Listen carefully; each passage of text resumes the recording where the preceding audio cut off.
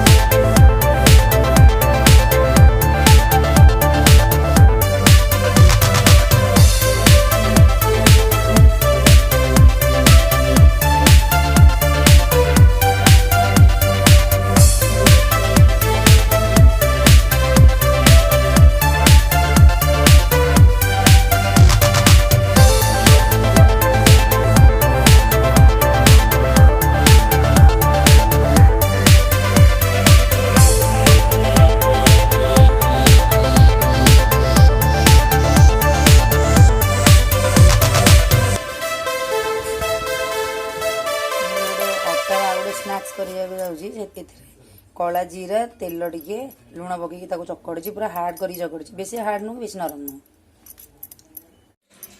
किसी घी नहीं घी ए किसी मैदा पकईबी मैदा पकईकि आम गोल दबा मैदा पकईकि एमती गोल नेली मैदा पकईदबा आम बेली नवा मुझे पतला पतला करके बेली नहीं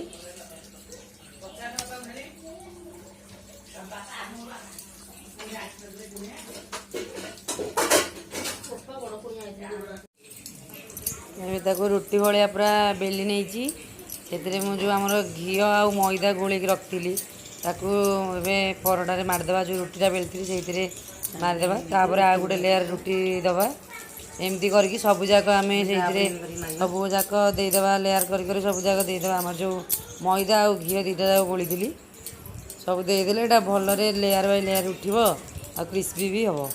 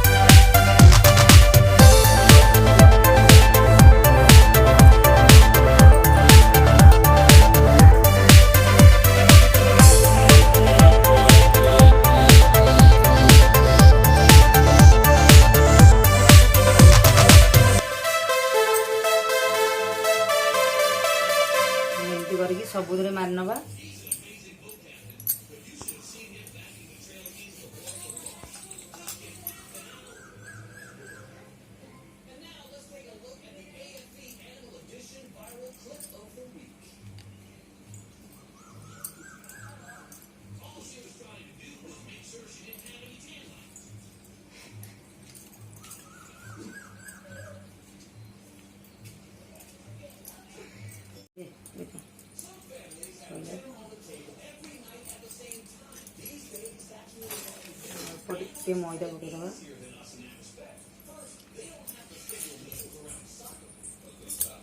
ତାକୁ ଏମିତି ଅଳ୍ପ ଇଏ କରିକି ବେଲିବା।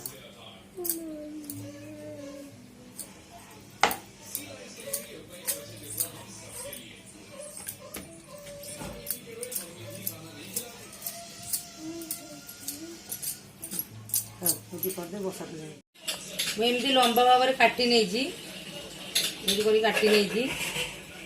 ତାକୁ ଆମେ କାଟି ଦେଇକି ଏବେ ଏମିତି ତାକୁ ଚାରିକଣିଆ କରି କାଟିଦେବା।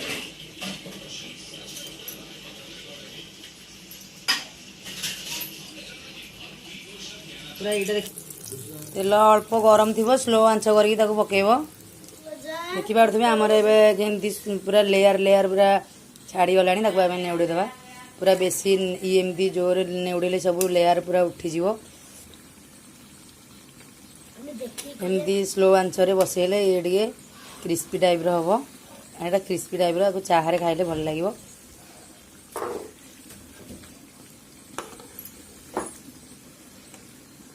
ଦେଖିବାରେ କି ସୁନ୍ଦର କଲର୍ ଆସିଗଲାଣି।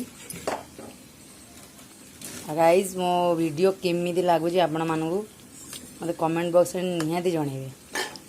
ଆପଣ ଜଣେଇଲେ ମୁଁ ଆହୁରି ଭଲ କରିବାକୁ ଚେଷ୍ଟା କରିବି। ସୁନ୍ଦର ଭାବେ ଆମର ଖାରା ଟାଇପ୍ର ଗୋଟେ ଅଟାରେ ତିଆରି ନିମକି ଆମର ବି ହେଇଗଲାଣି। ଆମେ ତାକୁ ବାହାର କରିଦେବା।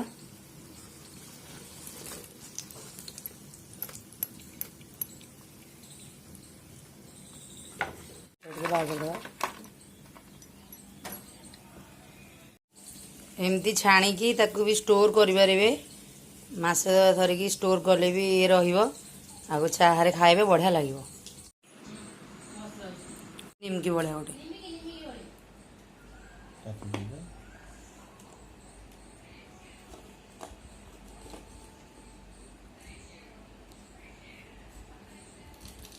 କୁଡ଼କୁଡ଼ ଅଛି ଟି? ଭଲ ଅଛି?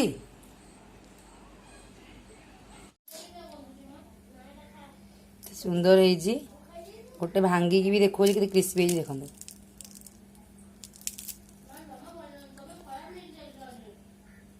ଦେଖନ୍ତୁ